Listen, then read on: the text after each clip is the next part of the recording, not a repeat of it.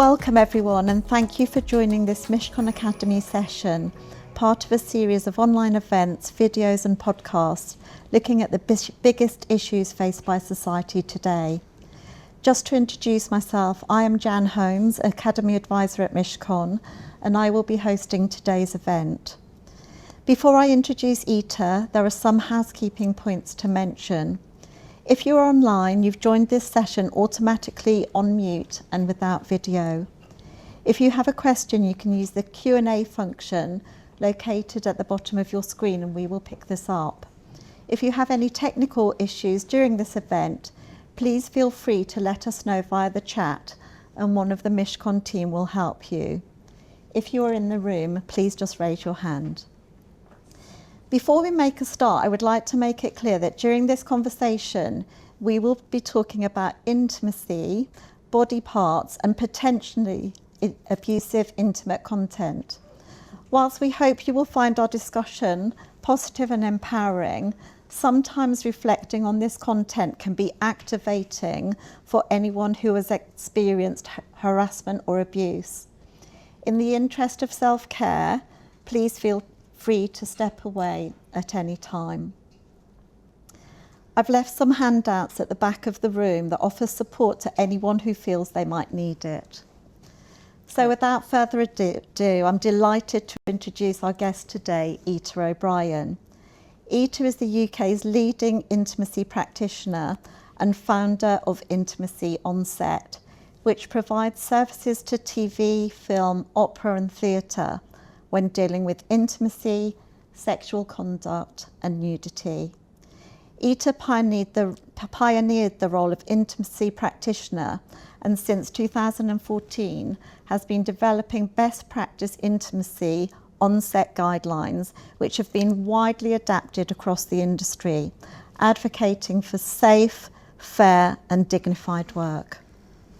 Ita has worked on numerous high-profile productions including Normal People, Sex Education, It's a Sin, I May Destroy You, Hamilton, Lady Chatterley's Lover and Like Water for Chocolate. She has been widely covered in the national and international media as the leading spokesperson in this space. Her book Intimacy, a field guide to finding connection and feeling your deep desires, was published by Penguin in June 2025. Ita, welcome to Mishcon. Thank you, and thank you for that amazing introduction. It's a pretty impressive resume, isn't it? Thank you, yes. I feel incredibly privileged to have had the opportunity to work on all these amazing productions. Super.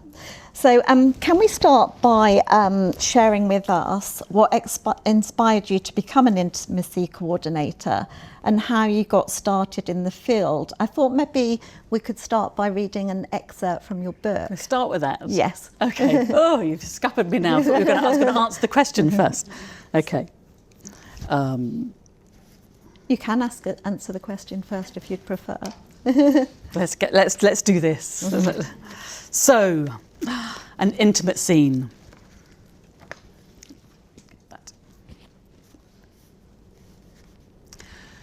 A girl sits opposite a boy on a bed, twisting a cup nervously in her hand.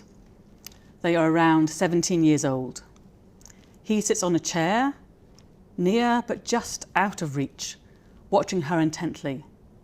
The air between them crackles. Their conversation is quiet and revealing. She confesses that she feels like a misfit. He tells her that he doesn't know how he feels most of the time. And what about now?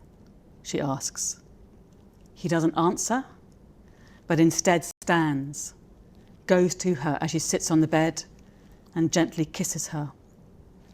She kisses him back. Now can we take our clothes off? She asks. He laughs. Yeah, he answers with a smile. They do, undressing each other slowly at first and then taking their own clothes off. He kisses her neck. He reaches out and gives her erotic pleasure. She touches him back, giving him erotic pleasure. They move onto the bed. Do you have a condom? She asks. Yeah, he says, continuing, "Is that what you want?" He takes one from the shelf but adds, "Are you sure this is what you want?" She nods. "If it hurts, I'll stop," he says.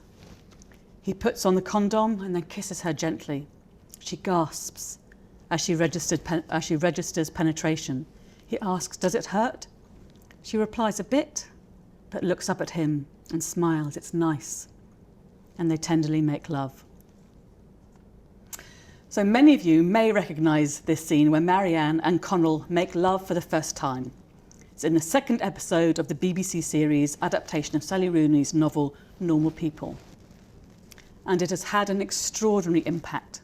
The series, tracing the course of an affair between two Irish teenagers from different backgrounds, first shown in 2020, made stars of Daisy Edgar-Jones and Paul Mescal, who played the young lovers. Even the chain Mescal wore around his neck became a cult object on the internet. It was a brilliant piece of storytelling, perfectly adapted for the screen by Rooney herself with Alice Birch and Marco Rowe, and directed with sensitivity and nuance by Lenny Abrahamson and Hetty MacDonald. But it was something more than that. It was a depiction of intimacy, both realistic and explicit. Its truthfulness resonated with audiences worldwide. In fact, it resonated so strongly with the viewer that for many, it was the first experience that introduced them to the very concept of an intimacy coordinator and the idea that the intimacy we see on screen can have a profound effect on our real lives. So I was the intimacy coordinator on Normal People. And because the sex scenes attracted so much attention, it was probably the first time that many people became aware of the role. My job involves helping the creative team build a narrative of intimacy that is convincing, serving the director's vision, creating clear choreography so that the actors feel safe and empowered, and the sexual content is not gratuitous, but an essential part of the story. So from the moment I became involved in the production, it was clear that it was something special, that I was part of something really exciting. I can't take any credit for the incredible writing that was already in the show, or Abrahamson's exceptional direction, the amazing acting by Paul Mescal and Daisy Edgar-Jones, or the way that the incredible cinematographer Susie Lavelle frames every scene. But I did have something to do with the way that the lovemaking is depicted. There you go. So that's a great example of your work, but I assume that wasn't the starting point for you. How did you actually get started in this role? So yes, it was a very organic process. I wrote my own play in 2009 called April's Fool, and then I was extracting the core of that and creating what's called a devised piece of work. And in devised work, you take the subject matter, so I researched all various different things and share those with my actors, and then we explore together. And so in that place, you're asking the actors to really bring something of themselves. So I was very aware of how do I hold a really robust rehearsal process. And we were looking at exploring the dynamic of the perpetrator and the victim, the flip sides of that same coin. I'd been inspired both from the work that I'd done, but also coming from an Irish Catholic background, living in Northern Ireland through the 70s, or visiting my granny, I should say, on the farm, but very aware and very impacted by the troubles in Northern Ireland, and became aware of the amazing charity called the Forgiveness Project, and Mariana, who created that as a journalist, working with the perpetrators and the victims of the bombings, and realising what healing can come and reconciliation when you bring those two people together. So that was part of my inspiration, looking at the flip that dynamic. But I was looking at how do I hold a robust rehearsal process to allow my actors to be present in their own selves, with the ensemble and in the space, so they can be really conscious, really present and connected in order to delve into exploring what I see as sort of like that warping of energy, isn't it? That, someone taking and someone being taken from. And then how to, both help to come back to centre at the end of each day and then at the end of the whole process. So So I was putting in place, the structure, the beginnings of the structure that became the intimacy on set guidelines. And at that time, I was teaching movement at many of the different drama schools in London. And one of the heads of movement, Meredith Dufton, said that she suddenly had to note all these plays with intimate content. Invariably, it wasn't done well. When she would, sort of say this is what needs to happen, the fear that would be in the student actors' eyes. And she said, you're developing a professional practice by which we can engage with this work, in an open and creative way. Please come and teach what you're developing. And that was joyously 10 years ago, this summer term, I know, April 2015. And then I also was mentored by a wonderful woman who was one of the senior lecturers in movement, or still is, at Central School of Speech and Drama, who was one of the senior lecturers on the MA in Movement Studies that I did in 2006 to 2007. She had already had the inspiration of watching a fight rehearsal, going, that's what we need for intimacy. The time and space and that clear choreography that's given to fights is exactly what we need for intimacy. So I then was mentored by her, and she'd already written this in chapter 9 of her book that she's co-written with Debbie Green, another one of the practitioners there. So that the last chapter is personal safety and movement. So I co-worked in a way. I sort of feel that the structure that I was creating is sort of like, the core of how to hold the space, and then the nuts and bolts of then that clear choreography then forming part of that structure. So it was amazing. So having good practice and working with Meredith and with the students, I taught that work in that first term. We interrogated it, got feedback from the students, then fed that back in. And so I did the second year, where I then taught the MA and BA actors, acting musicians, and then musical theatre actors. And in each of those places was interesting, because like with musical theatre, people go, well, they're touching each other all the time, they're doing lifts, so why do we need intimacy? And again, my awareness is, becoming conscious of what's inherent in the genre.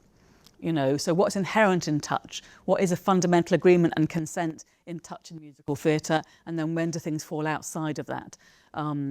Anyway, so by year 3, the students were saying to me, this is brilliant here in drama school. What's happening in the industry? So early 2017, I started to speak to Equity. I shared the work with a group of agents in July of 2017. So I was in the process of that sharing. And then, of course, in October 2017, the Weinstein allegations and the subsequent Timed Up Me Too events. And then the industry saying, we knew about this, we can no longer turn a blind eye, the creation of codes of conduct. And in that environment, while I'd been speaking about the work, then suddenly the industry was ready to listen to me saying, within your intention and those codes of conduct, now here's a professional process within which we can make the intimate content in a really creative and professional way. Super. And just so we start to understand your role a bit more, what would you say your key responsibilities are? The key responsibility, and again, in the early days, I come from being a movement director, so I started calling it an intimacy director, and directors very quickly went, I'm the director.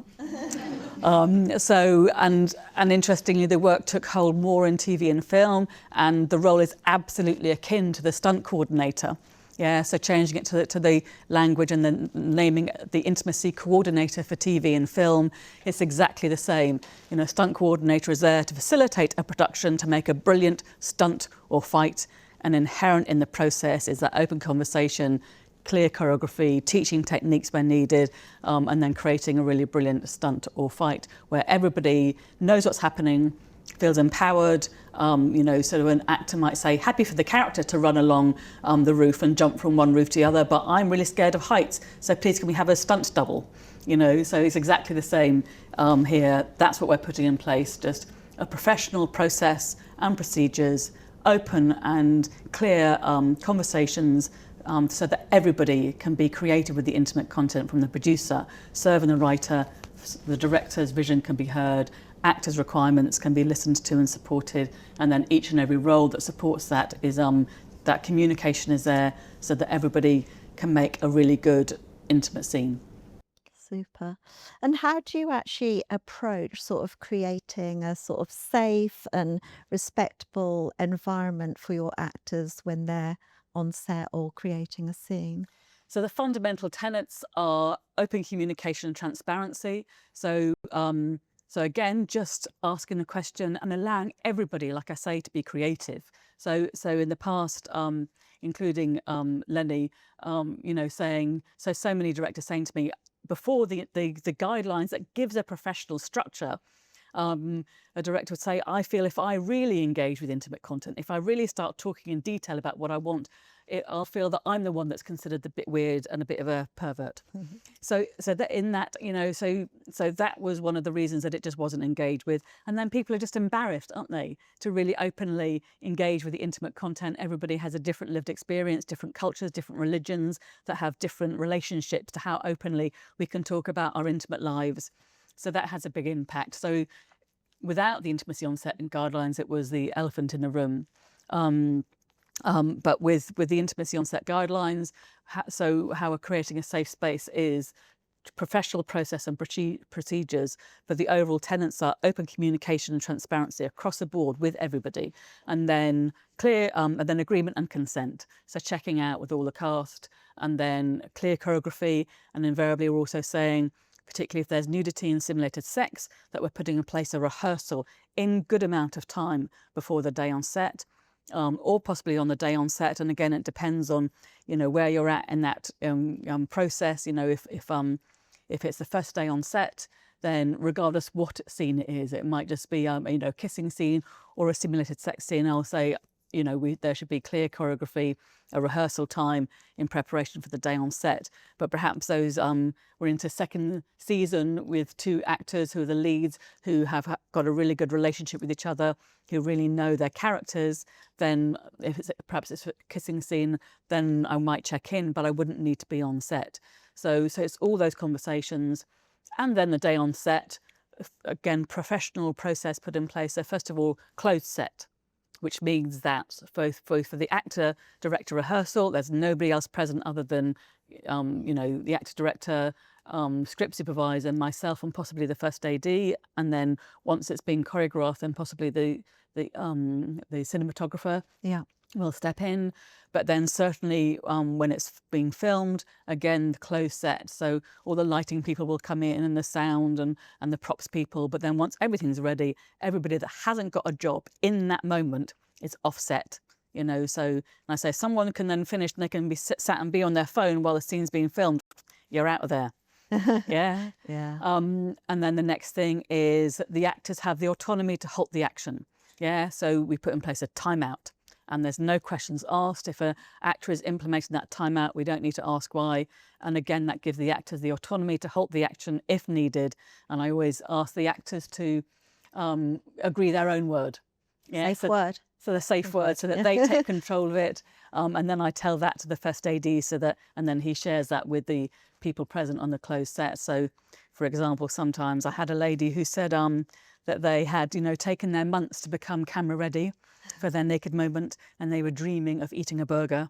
So that was their timeout word. Burger was a timeout word. And then also sense of closure. Yeah.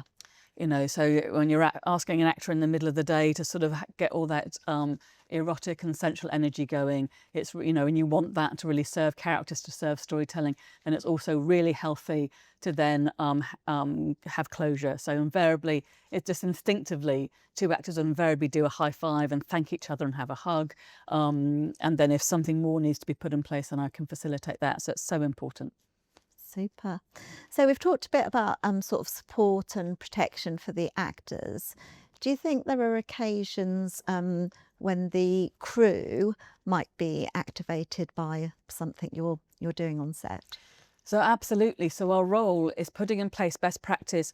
While it might seem that it's just for the director and the actors, actually for everybody. And that's where I say our role is an ally to the producers. Yes, we're supporting the producers by mitigating the risks. So here we come into lawyers' language. Yes, and again, fundamentally, the role, while you can hear we're a great part in facilitating the creative process, and that's a lot of what I really enjoyed doing, bringing the detail of a embodied movement practitioner in having really clear anatomical knowledge, and therefore bringing that into the detail of the choreography, so that actually the choreography of the intimate content really reflects who we are as human beings. But we're then also putting in place best practice for the producers across a whole production, which includes, as you say, taking care of the crew. Now, as a part of the creative team, I absolutely receive the scripts, and that's a big part of my preparation, is reading the scripts and identifying all the intimate content, and then we go from there. Crews don't get the script, so they might not know at all what's coming up, and on a day-by-day basis, on the day before, you'll get what's called the call sheet, that is giving the timings and what scenes are going to be filmed, and then they get called what's the sides, which is the printed out script for that day. So if there is possibly a challenging or abusive intimate scene coming up, they might not know. So again, that's part of my risk assessment. And also, there's a risk assessment sort of flagging for that scene, but also particularly if there's a subject matter across a whole production that might be really challenging. And that's also what we're flagging early days. So I'll get to that in a minute. So what we're saying to producers is, right, okay, this abusive scene is filming next Friday. Let's make sure that an email is sent out perhaps a week beforehand. And I worked with producers. I have sort of a fundamental template now of a good language in order to share, and also checking in with the producers. So obviously, you're saying this scene is being filmed. If anybody feels that it's not suitable for them to be present in their work day, to be present, to be around that intimate content, to be able to step away, to be able to know that you're treated with respect, with confidence, with confidentiality, and that support being put in place if needed. So that might be counselling, or either the production put in place that counselling, or that they can refer you on to counselling that might be connected with the production. But that takes time. So that's one of the aspects that I've learnt, again, when there's been a mistake made, then that's what you're looking at, and everything could be accommodated, everything can be organised, but always in good time. So perhaps it's a boom operator that's saying, I do not want to be present in that closed set while that's filming. But obviously, if that key person is just suddenly on the day saying, I don't want to be there, that's then compromising the production.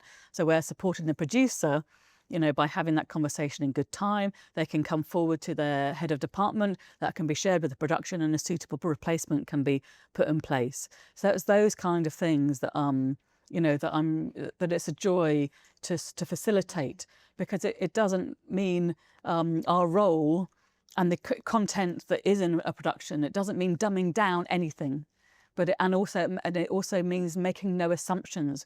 Again, that's a big part of what the role, and what I've been so delighted to bring into the industry, is who we are and what our experience has been in our everyday lived lives is what it is, and we have no idea, do we? And nor should we have any idea. We shouldn't expect anybody to bring in, what's happened to them in their lives into their workplace.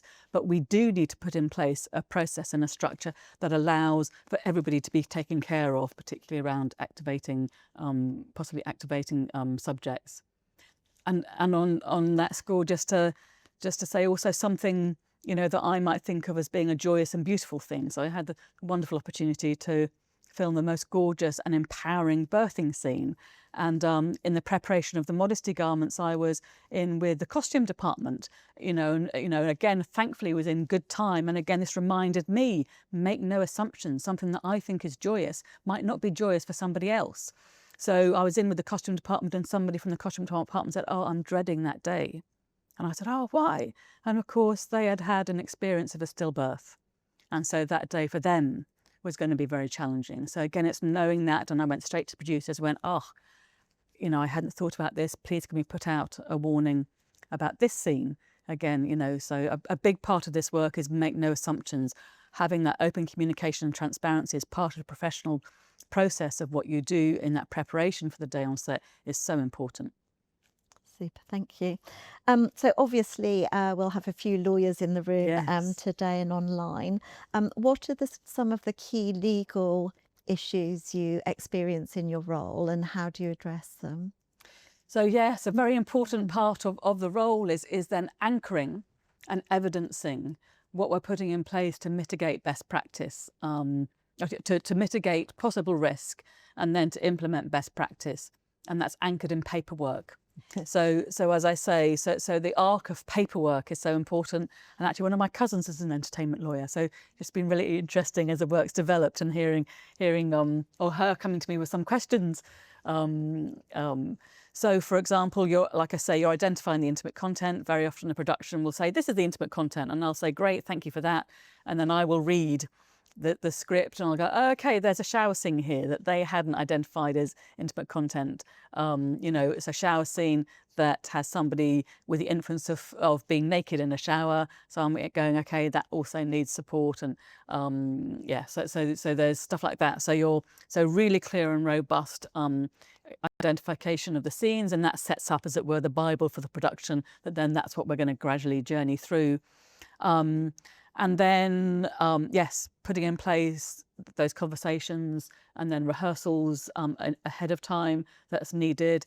If there is a rehearsal, or even if it's just a conversation, I will anchor what's discussed as a choreography in clear beats of choreography and write that out and send that back. So that's really anchored and known before the day on set. And then if there is nudity and simulated sexual content, then that absolutely needs a waiver.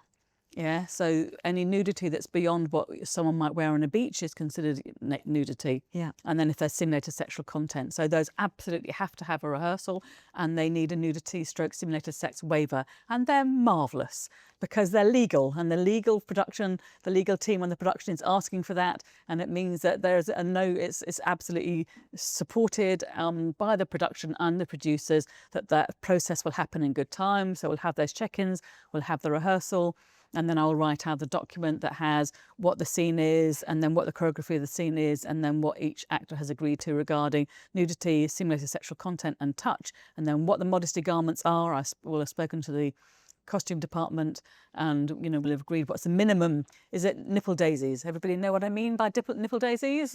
Anybody not know? Very good, I'm very impressed. Okay, let's try this one. What about genitalia patches? So you have he-boos for those with a penis, and you have she-boos for those with a vulva, and of course they're just like basically a G-string without the sides that stick on, so that you can have the inference of complete nakedness without, and you can have simulated sexual content without any naked genitalia touching. Very important. This is our workplace, not suitable for naked genitalia to touch in our workplace. So stuff like that. So all of that's written out. I check it out, the wording with the cast. They can change anything at all. And then once that's all been signed off, then it goes to the lawyers. So that's, as you can see, that preparation is wonderful because it really gives clear, everybody is really clear on what's been asked of them, what they've agreed to, before the day on set, and then I'll write my risk assessment. Just as a stunt coordinator will write the risk assessment, or someone who's making the food will write their risk assessment that goes out with the call sheet. And then we will do, after the day on set, then of course we'll check in with the cast. I'll have written my notes as to how the day went. I'll check in with them, or we write our scene feedback form, and that forms the arc of that preparation before the day on set, and then the aftercare. Great. What are some of the common misconceptions around the word intimacy, but also around your role as an intimacy coordinator? So I suppose the concern at the beginning that we were perhaps going to dumb down the amount of intimacy. But actually, as you can hear, and I hope that you can see from the productions that I've worked on, that actually we can have more open and more exciting and more creative intimate content with our role now being in place. Yes, the fact that sort of we interfere. So that's an interesting one, because the delicacy of the role is that we're checking out with everybody and we're listening, so regarding an actor's requirements, we're listening to both what they say, how they're saying it, what the language that they're using and how they're saying it, and what's happening in the body language. And you might have one person who is so experienced, who's perhaps executive producer, number one cast, and going, I'm fine. And yeah, and you're also going and checking in with someone and they're dressed out of drama school and they're quaking in their boots because it's their first day ever on set, let alone doing an intimate scene, and they're going, I'm really nervous. And so we're listening to everybody. And my sense is that we're listening to everybody, and how we support, we're shifting and changing, we're adapting. And so that by the time that everybody comes to set, they feel listened to and heard, empowered and autonomous. But that means that I am adjusting how I'm supporting depending on what's needed, because you want to give space. So if I've got number 1 and number 2 cast who are incredibly empowered, who are incredibly comfortable, and with a director that they've had really good rehearsal process, and I know that they can get together, they can explore the scene, they can try out an improvisation, and that they're really comfortable and very empowered to be able to call their boundaries. And I can just stand back, support that happening. And then I might step in and go, great, happy with all of that, happy with you taking your clothes off there. I'll check out, so just checking out with modesty garments that are required, and I'll share that back with the costume department. So that might be one way. So what I'm saying is a big part of our role is actually a good practitioner is shifting and changing and adapting how you support depending on what's needed, and that's where sometimes when I hear people say, oh, they made me feel nervous, I feel, well, perhaps that practitioner was nervous themselves. And that's why the training and then being a practitioner, being taken care of under mentorship as they're gaining experience on set to develop this embodied practice through to full accreditation is so important. Super. Do you think there's actual confusion around the word intimacy? Well, absolutely. As I say in my book,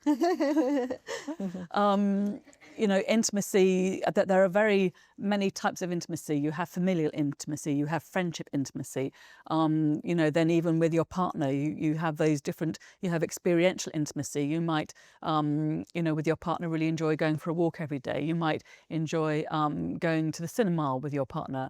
That you have spiritual intimacy, you have intellectual intimacy. You might enjoy sparring on a particular subject. You've got physical intimacy, and then of course you've got sexual intimacy. So there's all of those facets are part of who we are in how we are intimate, both with our family, with our friends, with our loved ones. All of those are valuable, and I think that's actually a really lovely thing to actually recognise all those different kinds of intimacy. And then of course there's sexual and sensual intimacy leading through to sex. So it's only one facet. And people early days would sort of go, oh, these characters hug. Oh, do you have to be there because they hug? And it's like they're brother and sister. It's a familial, no, I do not need to be there. These two, people hold hands. It's like, so very much our role when it comes to that is, well, obviously we're really looking at supporting that sexual and sensual intimacy, and particularly through to sexual content.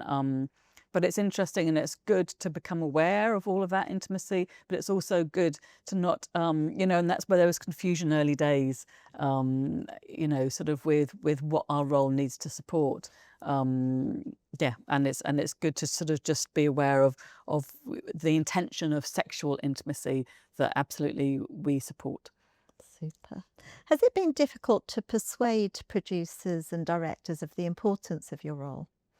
So early days when I was first actually developing the role, and like I say, early days, mistakes, the times that things went wrong on set, meant that, as in any best practice, and I would go, when did I need to have the conversation, where, and then how do I adjust what's offered, and how do I adjust the process, and how it's implemented. And so early days, there was a lot of both education and advocacy, and actually sharing what it is and how it works. I really, now, and particularly productions that call me in very much want me there. Yeah. And they're calling me in because they know what the work is. So, yes, I would say there's not so much persuasion. It's got easier. It's got easier. Yes, it's been understood, but it's also the product. Yeah. that we deliver. Yeah. Yes, a producer knows that we're going to support a production, to create a better product that will really serve what they want. And and that's and that's the language as well that the producers understand. And we're going to help you to create the best product for your TV series or for your film. Super. Do you think there's a generational divide in how actors respond to your work? So in some articles I read, like older actors like perhaps Hugh Grant or Sean Bean, they express scepticism about intimacy coordinators. Hugh Grant called the idea a bit weird. He said that in his day, they just got on with it. And Sean Bean was concerned that it would spoil the spontaneity of intimate scenes. So that seemed to be the early opinion of the older actors. I think they've sort of come round to the idea because they're working with a lot of young actors as well. In contrast, younger actors such as Daisy Edgar-Jones credited the use of the intimacy coordinator whilst filming Normal People for helping the actors to feel relaxed and protected on set. And she felt that it led to a more authentic performance. And Michaela Cole, who won a BAFTA for I May Destroy You, she praised the role for establishing clear boundaries and safeguarding for actors from exploitation and abuse. So there does seem initially to be that generational divide. What's your thoughts on that? So absolutely, and as you can hear, as I've just said, sort of particularly if you've been in the industry for a great amount of time and you have a sense of understanding yourself, you have understanding what you're comfortable with, and also as you're in the industry for a long amount of time and you're continuing to work, invariably you're pretty much a number one or number two cast, and so they have, and they are empowered and are autonomous in some way. And again, as you can hear, that's what we're supporting. We're supporting that, that actor who's saying, I'm fine, and I don't want to or as practitioners, we don't want to interfere when, when a certain, precise choreography might not be needed. So like I say, there's a structure that's in offer. And then you're supporting as each and every person needs it. So there is a sense of going, I'm so experienced, I don't need this. But like I say, it's you're checking with everybody, and also that there was a production that somebody had said, number one cast said, I don't need this, and so there wasn't an intimacy coordinator on the production at all. But I noticed on that same production that there was supporting artists who were in a lap dancing scene. And I'm thinking, oh my goodness, and I've done that. I've absolutely supported a scene, a lap dancing scene where the production chose to use professional pole dancers and lap dancers. And oh my God, their skill is incredible. Yes, it's absolutely fabulous. Just seeing how they understood that journey of their sensuality, their sexuality, that gradual journey to nakedness, if that's what was involved.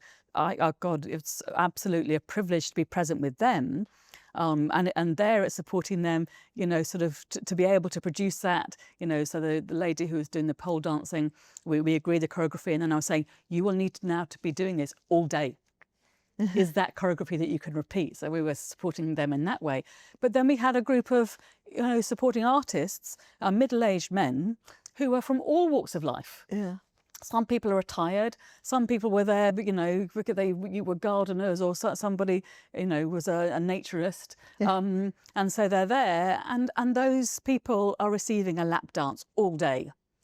So it's one thing to choose to go to a lap dancing club, at 11 o'clock at night after you've had a few drinks with your mates, and you're choosing to engage with that sensual and sexual energy as a really lovely and positive entertainment. But when you've been asked to sit and receive that from 9 o'clock in the morning till 7 o'clock at night, it's a different thing. Yeah. Isn't it? And again, having someone in that close proximity, it's not to be taken lightly. Someone's having to engage with that sensual and sexual energy. It could be quite confronting at 9 o'clock in the morning. So again, we're taking care as much of those supporting artists as we are as the main cast. So it's a reminder that we're taking care of a whole production, so So and again, I suppose that's still part of the education is it's absolutely honouring and respecting anybody that says, that they don't need it. But again, also just to be clear about the choreography and the idea of spontaneity. Then what we're putting in place there is, I come from being an actor and, trained as a dancer and then trained as an actor at Bristol Old Vic, and then did the MA Movement Studies at Central and then worked as a movement teacher and a movement director. So I come from that journey. I understand, that desire, and it's really important, the idea of the wonderful Mike Alfreds, who I've had the opportunity of sort of meeting and attending his workshops. He has his books, different every night. That's what we want. We want an actor to be spontaneous, to be on impulse each and every take or each and every performance. So with the choreography and that agreement and consent, what we're doing, and again, this is what was joyous to bring into the industry, is, as I said, make no assumptions. Who somebody is personally, yes, and what their requirements are regarding touch and nakedness is just that, what their personal requirements are, and then what they can offer professionally. So what they're happy to perform regarding nudity and similar sexual content, and in this work, in the past, it was the assumption you're an actor, so this is part of your job, and so you should be brave. And so you should be able to perform any sex, any nudity, because that's your job. And that was the void, So the void was before the acknowledgement that actually the injury that comes from the expectation to be touched anywhere, to perform any degree of simulated sexual content, to just be able to drop your clothes and be naked, as an expectation that sometimes might overstep someone's boundaries and actually then it leaves them feeling harassed or abused, and certainly being in a place that an injury has taken place, but that injury is emotional and psychological. And that was a big shift in the industry with the Weinstein allegations, is that emotional and psychological injury was now listened to and heard. So going back to the clear choreography and the spontaneity, that's what we're checking out. In that rehearsal, we're checking out, okay, great, so we want kissing, we want nakedness, so let's look at everywhere. Perhaps it's a kiss and a touch around the neck and here. So I'll be checking out, great, are you happy to be kissed on the lips? Are you happy to be kissed down your neck? Where are you happy to be kissed of the chest? So they might say, I'm happy to be kissed to the top of what might be the bra line, happy to be kissed down the centre line, no kissing of my breasts or nipples. Yeah, so it's that kind of detail. But then we don't have to say, okay, kiss 3 times on the lips and then kiss your ear and then kiss the neck. We're going, no, you know the general area. So there is clear choreography. But there's also actually that I see it as a frame within which, the actor knows they're personally taken care of, personally listened to, so that professionally and creatively they can bring all of their skills, serve the storytelling, serve in the character, and be spontaneous each and every take. So that answers. It does indeed. That's a comment. So what motivated you to write this book? I was approached by many publishers. Seriously, I was. But what was gorgeous about it's that when Penguin approached me for this, it was someone who really recognised my practice, and my practice as a movement, embodied movement practitioner, and inviting me to share, sort of what went into the creation of the intimacy on set guidelines and my movement practice, and that's what I was really delighted to share, and I hope through this. So that's one part of it, is really hearing my a lot of it is sharing so many different practitioners that I really honour in this book who have inspired me, like Bonnie Bainbridge Cohen, who's created a thing called Body Mind Centering. I've done amazing works since 1995 with a lady called Jill Peirce that has about sounding and also family constellations and understanding those dynamics. As well as, the people that I've mentioned already, Vanessa Ewan, Meredith Dufton, Lorna Marshall. Anyway, so all the different people that I have, that have gone to being my tool bag of an embodied practice. So there's that. But then also, what was put to me and what has been humbling is the right word, although that doesn't even touch it. Particularly in 2020, just that intention to have let's just bog standard, let's just know it's a body dance and we're going to choreograph it just the same as, a tango or a fight. And let's just head down, do good work, bring those skills to the content. So those early days, sex education, Gentleman Jack, Watchmen, normal people, as you say, those, as those, particularly in lockdown, as people started to see the ripple effect of actually working just with bog standard, good choreography that serves everybody, that allows the actor to be free. And I hope that's what you get. And there's a big part of what I feel that my hope is that people will agree to this. Post-intimacy coordination, very often if you watch an intimate scene, it perhaps feel very awkward. Would you agree? You'd sit there squirming a bit because it would feel a bit awkward to watch it. Whereas, when an actor feels really empowered, listened to, comfortable in themselves, then they can be free in telling this character's emotional journey. And that's what's important. That's what I'm into is really good drama, really good character storytelling. So the character might feel really awkward. So, for example, like most of the scenes in sex education, were these amazing teenagers exploring first-time sexual encounters that most of the time went wrong. Yes. So, and I hope that the joy, there's a real joy in sex education of it tackling all these things and the characters feeling awkward. But I hope you felt that you were able to enjoy those characters because you sit back and enjoy, what was being emotionally expressed because the actors were comfortable and open and free, in those storytellings. So in this book, that sense of those fundamental tenets of what the intimacy guidelines have brought in the industry of then sharing. So when those productions have gone out, the feedback loop that I have got.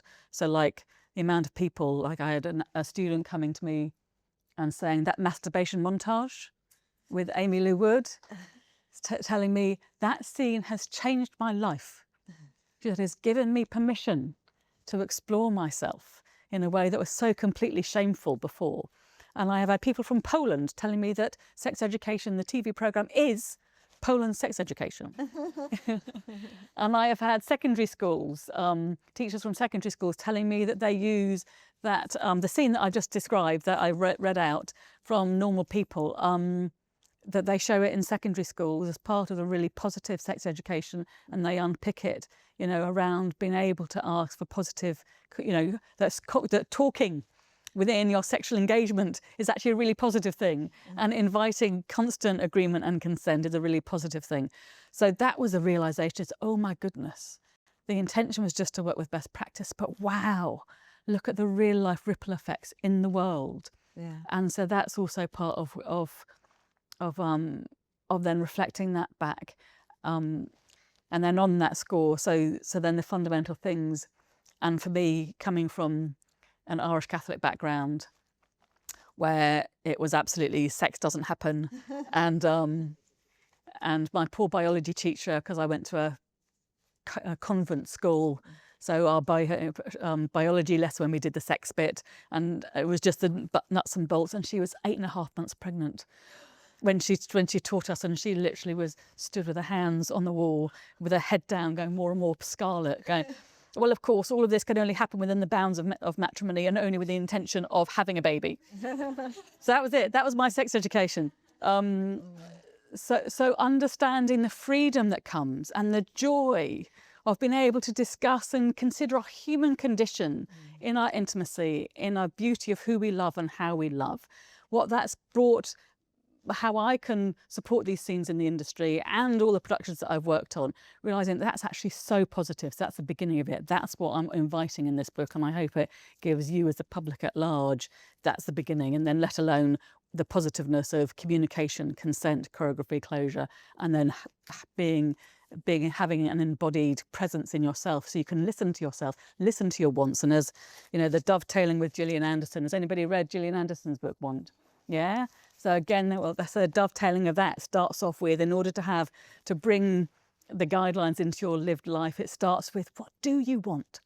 What do you like sexually and sensually? Listen to yourself, and then how do you keep opening that and considering it, not just, and particularly, obviously we need better sex education for our kids, and we've got the whole sex education chapter that I'm so passionate about. We need to lift the lid and again have positive sex education for our kids, including things like sex education. Maybe we've got these lovely drawings on the sex education we wished we had.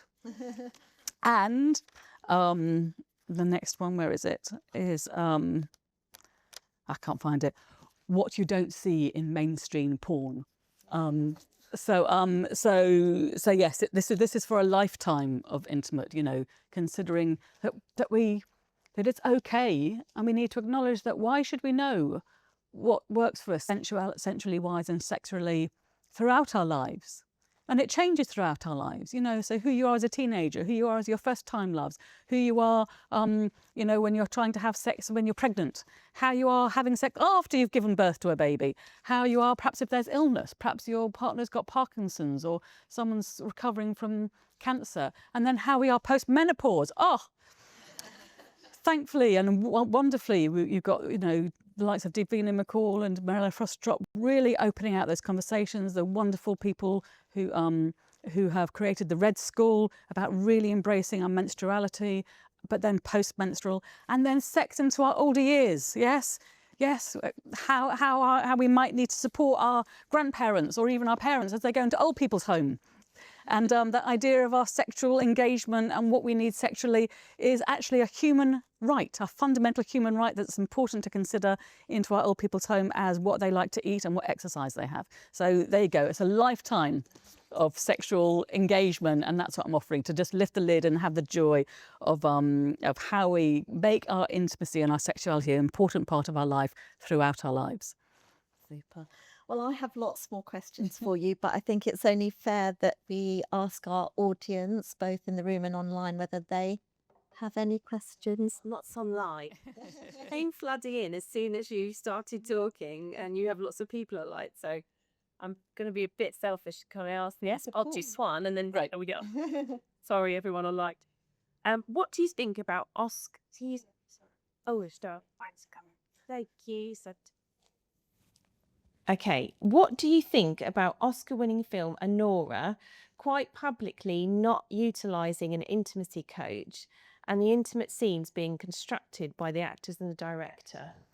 Okay, so first of all, I just want to be really clear, because there's such confusion. Intimacy coaches must be furious every time we're called an intimacy coach. An intimacy coach is someone who's got a really trained skill themselves. They are counsellors, they're couples counsellors. Yeah, so I don't have that skills. That isn't what we are. So we're intimacy coordinators. So and I always like, because I'm you know, couples counsellor, go, you know, anyway, so just to clear that up. And then again, as I've said before, everybody's entitled to their choice and to what they require for themselves. And that was that performer's choice and that whole production's choice. I didn't work on that production. I can't possibly answer to it. Okay. Shall I do one more, or is there? Okay. Sorry. Then I'll give you it back. So it's just quite a few. How did you prepare for accurately portraying the intimacy scene between Maeve and Isaac in Sex Education? So first of all, again, I want to be really clear. I taught my lovely practitioner, a guy called David Thackeray, and he was the person that actually took, that was fundamentally working on season 3, of which that scene happened. However, I did work on seasons 1 and 2, and that work with George, who played Isaac, you know, was part of what we prepared in, you know, in the preparation for season 2. So, and just as we had for season 1, we had a whole day's workshop on the 25th of April 2018, where and that it was the most amazing days. It was a groundbreaking day, and for season 2 we had a half day, but so we included all the cast that we could get together, including George. So again, that really clear sharing of this is the process, this is how we can really serve character, this is how we bring in the beats of the choreography, this is how we sort of look at the detail of what's required, and then set about sort of those requirements both personally, so again as a wheelchair user, in really understanding that just for everybody, but his requirements to and again, in the past, it used to be if an actor said, no, or I'm not happy, it was considered they were unprofessional. And this work actually turns that on its head. Say, tell us your requirements, tell us what you need, tell us what's good for you. So actually, just as that scene evidences where you're going, where is it good for you to be touched? What's good for you? What works for you? What doesn't work for you? Where do you want me to stay away from? That, again, you talk about and I did a panel discussion at Sundance Film Festival, chaired by the amazing Dr. Orna Goralnik, who's created couples therapy. Has anybody seen couples therapy? So it's her. So she talks about the frame within which something is made, and then the frame of then what the content is of the scene. So as you can see, actually the frame of how it was made is exactly that process, checking out, asking, what's in play, what's good. And again, the idea of consent, bringing that in as a positive. So the awareness that consent is a process, not a moment. Yes, something that might be a no, might be within the process of either rehearsing or performing, become a yes. And likewise, something that was a yes might become a no. So that openness regarding consent and understanding is a constant checking in, and that's why this sense of being embodied is so important. And with my actors, I always do a bit of a warm up, because it's listening to your body, honouring your impulse, because something that was a yes that turns to a no can just happen in a moment. Like you've done a kissing, and it's a kissing scene with lots of kissing, and then you're shooting it all morning, and the guy's got a bit of a bit of a stubble happening, and your chin's red raw, and you're going, have you got the kissing now? Can we take the kissing off the cards? So those kind of things. And then the next thing is just that clarity of listening to your body. And I always say your yes is your yes, your no is a no, and a place of maybe is also a no. So we'd be inviting and checking out those kind of, and again, that's what I taught David Thackeray, who worked on season 3, that's the process. So, and again, as our skill as a practitioner is you're listening not just to what someone says, but how they're saying it. So someone's saying, yeah, I think that's all right. You're going, okay, that I'm seeing in your body, you're going, there's tension, you're saying, you're using the word I think, so that's a maybe, so therefore it's a no. That won't be on the cards. So that's a process. And then you only choreograph clearly with everything that is the performer's freely given yes. And then you know that you can then create a scene that they can be free to bring all their skills to serve character, while you know that they're personally really taken care of. I think we've got time for just one more question, if anyone has one.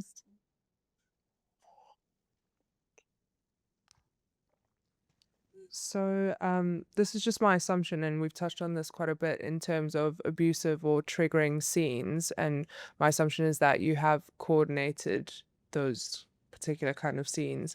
What would you say are your sort of goals, or how or challenges when doing those particular scenes, just in regards to, I mean, it's not intimacy you're trying to create in that sense. It's not like really a safe scene. So is there any particular like aftercare that you do with the actors, or anything different that you do that in terms of, rather than the normal scenes, I'd say?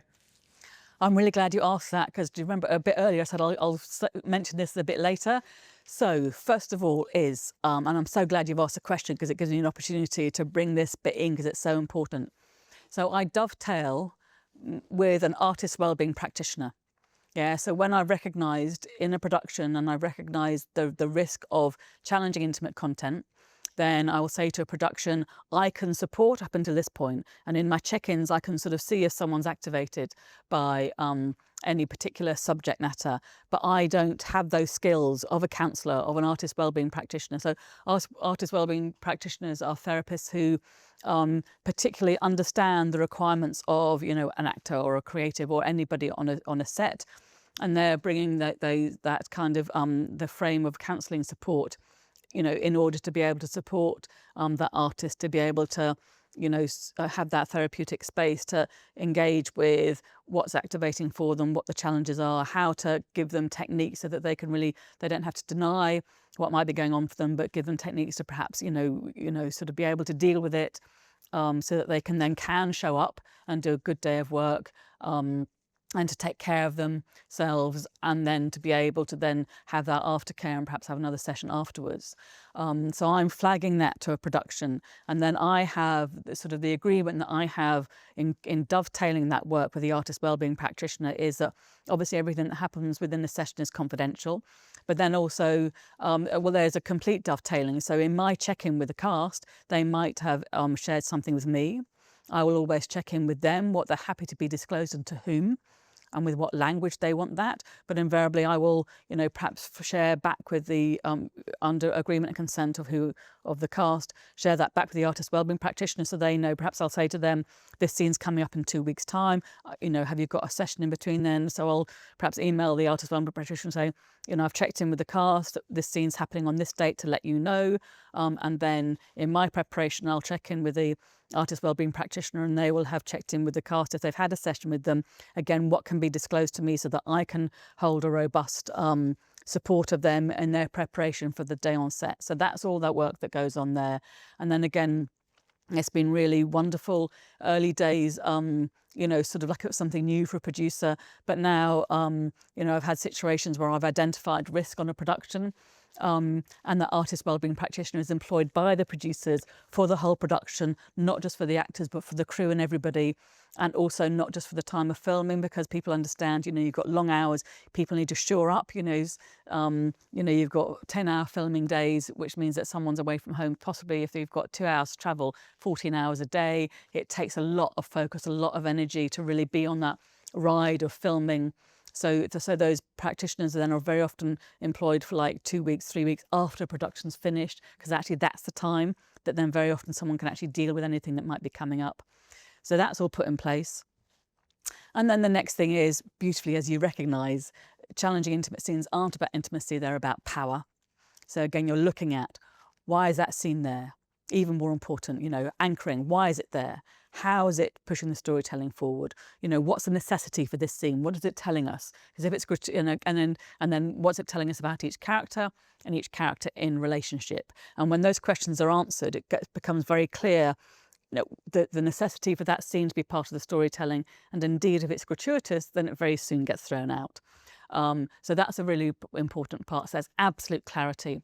And then when we stand up to start choreographing it, then what we do, and again, in that power play and that interrogation of character with the actors and the director, you're looking at, you know, the depth of who's taking what from whom, what the emotion is, and in particular, really we honour and protect everybody, but as much understanding and protecting and bringing awareness that it's challenging for the person playing the perpetrator as much as the person playing the victim. So there's just that awareness there. But then when we get up to put it on its feet, to choreograph it, we throw the emotion out. It's like, let's park that now. We don't need to bring that in as we're finding the choreography.